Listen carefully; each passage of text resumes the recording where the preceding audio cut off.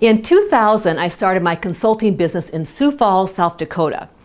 I had a rough first year because I wasn't very confident in my skills, and so I didn't have very many clients.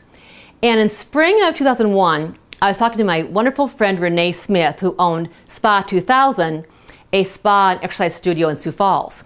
And Renee, you didn't know this about Renee, she is the most supportive, happy, smiling person you ever meet in your entire life. And I was in her office whining and complaining about how I had no business, you know, wah, wah, wah.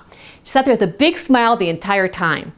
She listened to my whole diatribe of what's going wrong in my business and so forth. And when I finally stopped talking, she looked at me with a big smile and said, "Elizabeth, I've got the best idea. What you need to do is give workshops on your expertise. People know they can't do it themselves and they will hire you."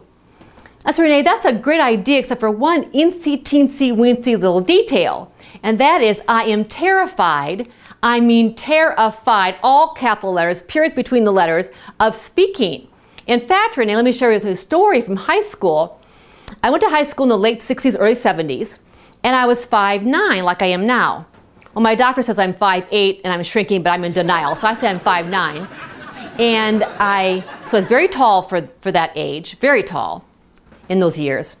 And I didn't weigh 100 pounds until I was a junior in high school. So I was very, very thin, and I had a slight stuttering issue. So you put this poor child in front of a group of her peers who tease her unmercifully, and it is a disaster waiting to happen. And so one night I was telling Renee, before I had to give a speech, I thought, I can't do it. I just cannot get up in front of those peers, have them tease me, I can't do it. How can I get out of this presentation?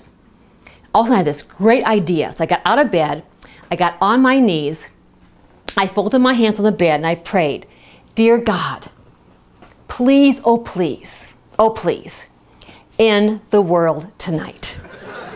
I'm sorry I wasn't thinking about all of you and your children and grandchildren. I was only thinking about me. I wanted to get out of this speech. And I pictured God having millions of prayers a second. Maybe he wouldn't even notice it. He'd pick it and the world would be over. I wouldn't have to give my speech. I went to sleep and I slept pretty well. Woke up the next morning and I realized I was still in my house, in my bed. And I thought, well, maybe, this would have been an even better idea. Maybe he nuked the high school. It would take years to rebuild. I'd be long gone. So I went down and I said, "Mom, hear anything on the news about, on the radio, TV about the high school?" She goes, "No, why do you ask?" I said, "Oh, never mind." And I had to go and give that speech. And it was absolutely awful. So Renee listened to this whole little story of mine with a big smile on her face. And when she got done, she said the words that changed my life forever and the words that have now enabled me to be in front of groups like you.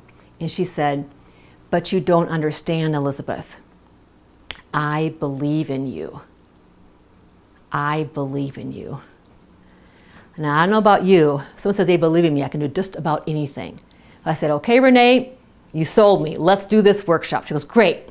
I've got a small meeting room. You can use it for free. I'll invite my database. You invite your database. And in 3 weeks, we'll have this workshop." Great. I left feeling pretty happy about myself. I got home. I realized, oh no, I've got to give this presentation. I'm scared. I got mad at myself, mad at Renee, mad at my husband, which even though he has nothing to do with it, I was mad at everybody. But what's interesting, when you promote a workshop, the speaker has to show up, and the speaker was me. So I show up that night at her spa with my typed presentation that I typed up word for word. I walk in, there's 5. I walk, Renee and 2 of her staff, I think she made them come, and 2 other gals from Renee's database. Because who are we kidding? I had no database. So I gave my speech, I read it word for word, I peeked out once in a while behind the sheets of paper, and I got done, there's a small smattering of applause, and a lady named Julie was in the front row. Well, they were all in the front row. And she came to me and said, "Elizabeth, you're an answer to my prayer. I want to hire you to work with me." And she gave me a big hug. And that really started my speaking career. Was I afraid? Did my fear stop that night? No, I was afraid for years. It's gotten better and better. But I faced what I feared and I did it because someone believed in me. I now live on what I call Believe Way. It's amazing what you can do when someone believes in you. What would you do different in your business or life if you truly believed in yourself? What would you do different?